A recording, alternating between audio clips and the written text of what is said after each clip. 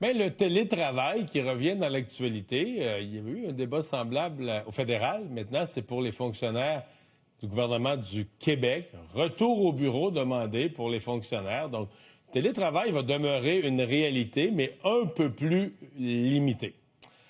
Je vous parle de cette nouvelle. En fait, c'est une nouvelle que notre bureau parlementaire a appris à la toute fin de la semaine passée, qui a fait un petit peu de bruit durant la fin de semaine. Donc, ce qui est prévu, selon notre bureau parlementaire, c'est un retour prévu à 3 jours par semaine au bureau.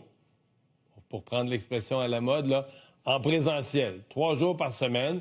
Ce serait à partir du début 2026, janvier ou début février 2026, donc en début d'année 2026, qu'on implanterait cette mesure. Pour vous faire un historique, donc 3 jours par semaine, retenez ça parce que je vous fais l'historique de ce qui s'est passé depuis la pandémie. Avant ça existait le télétravail, mais c'était pas très répandu. Mais on s'est retrouvé du jour au lendemain en pandémie. On ne pouvait plus rentrer au bureau, on ne pouvait plus réunir les gens dans une même salle, etc. Et donc, le télétravail, on a équipé les gens, on a amélioré les infrastructures qui puissent se brancher au bureau puis travailler. Donc, jusqu'en avril 2022, le télétravail a été extrêmement présent. Dans certains cas, dans beaucoup de cas, on était 100% de télétravail. Avril 2022, sortie de pandémie, on a ramené des employés, c'est une espèce de protocole qu'on a créé, là, du télétravail, télétravail hybride, 2 jours par semaine. Et donc, hiver 2026, donc dans les semaines qui viennent, il y a cette révision que je suis en train de vous annoncer, que je suis en train de vous expliquer. Réaction syndicale à cette annonce, à cette rumeur de l'Association des fonctionnaires provinciaux du Québec. D'abord, première partie de la réaction, ils sont fâchés de ne pas avoir été consultés. Le gouvernement a dit, là, on n'avait pas prévu, il y a un journaliste qui a appris ça, ça a sorti, on avait pensé vous consulter. Le syndicat trouve ça tard pas mal. Donc, pour l'instant, pas de consultation. On est très, très dur avec la décision. On considère que c'est une décision irréfléchie, mal avisée de la part du gouvernement. On avertit aussi du côté syndical le gouvernement que, d'après eux, c'est l'opinion évidemment syndicale, il faut prévoir des départs. Donc, il y a des employés qui ne voudront plus travailler dans un milieu où on va les amener une 3e journée au bureau. Donc, le fait de passer de 2 jours à 3 jours au bureau, des gens risquent de quitter la fonction publique. Donc, on pourrait perdre des employés. Et on va une coche plus loin. On parle quasiment de détresse psychologique, de la santé psychologique des travailleurs qui seraient en cause. Donc, on affecterait par une décision comme celle-là. Je vous le mentionnais d'entrée de jeu. Difficile de regarder ce qui va se faire au gouvernement du Québec sans retourner voir qu'est-ce qui s'est fait à Ottawa. Ça fait déjà un certain temps, parce que là, on parle de l'hiver 2026, de l'hiver qui vient, à Ottawa depuis septembre 2024. Donc, ça fait déjà plus d'1 an. Je me souviens, on en avait discuté abondamment de cette directive. Exactement, 3 jours, semaine au bureau. On avait là aussi ramené les gens. Là, on leur avait demandé d'être 3 jours par semaine au bureau. Et on dit que c'est une nouvelle directive, une nouvelle façon de faire qui est testée. C'est-à-dire qu'on est en train de la tester sur 3 ans. On appelle ça un mode hybride, 3 jours au bureau. Le syndicat avait dit, bien là, 3 jours au bureau, c'est trop, c'est inutile. Ça serait plus efficace d'être plus en télétravail. On dit que sur 3 ans, on va tester performance, etc. Qu'est-ce que ça donne comme résultat pour peut-être une réévaluation après 2027? Dans le cas du fédéral, ça avait donné lieu à quelque chose quand même d'assez intéressant.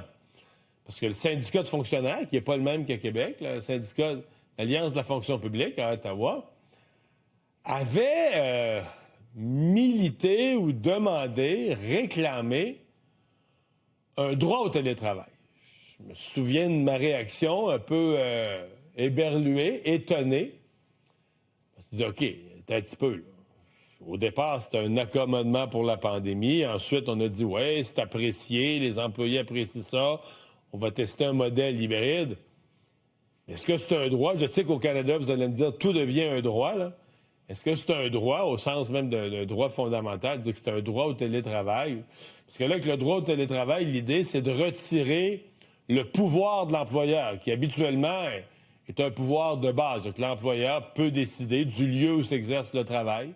Hein? Donc, généralement, là, c'est dans les droits de gérance, dans les pouvoirs d'un employeur. Alors là, on veut retirer que ce serait le lieu du travail serait négocié ou serait le droit au télétravail ferait partie de la négociation. Alors, c'est comme, appelons ça, du droit nouveau là, en matière de relations de travail dans lequel on nous amène. Les bénéfices. Bon, évidemment, du côté syndical, puis il y a même des spécialistes en ressources humaines. Là. Il y a des gens qui font valoir les bénéfices du télétravail, les coûts et les temps de transport. Puis quand je dis coûts et temps de transport, oui, il y a pour l'employé. Il y a une fatigue de moins. Je veux dire, si tu passes 1 heure dans le trafic, puis tu stresses, tu arrives au bureau stressé, je veux dire, il y a une perte d'argent, tu brûles de l'essence. Mais le coût de transport, on pourrait le mettre pour la société aussi, là, de congestion routière, puis le camionnage. Puis, si tu as des gens que tu enlèves sur la route, travaillent de chez eux, peut-être que le camionnage va être plus fluide. Là, il y a un gain potentiel pour toute la société. Il y a une flexibilité, on dit pour l'employé qui a des enfants, plus facile d'organiser sa vie, c'est moins loin peut-être d'aller à la garderie, etc. Et on dit du côté du syndicat, comme du côté de certains conseillers en ressources humaines, c'est devenu un argument de recrutement. Il y a des employés qui vont dans la recherche d'un travail, d'un milieu de travail. On va vouloir aller travailler pour un employeur qui offre le télétravail, qui est souple sur le télétravail. Maintenant, si ces avantages-là sont annoncés, il y a une question sur la performance. Et là, je vous dirais que là-dessus, on ne s'entend pas. Là-dessus, il y a un vrai débat. Si vous lisez un peu, vous avez carrément des exemples. Dans le cas présent, là, le syndicat dit la performance est meilleure.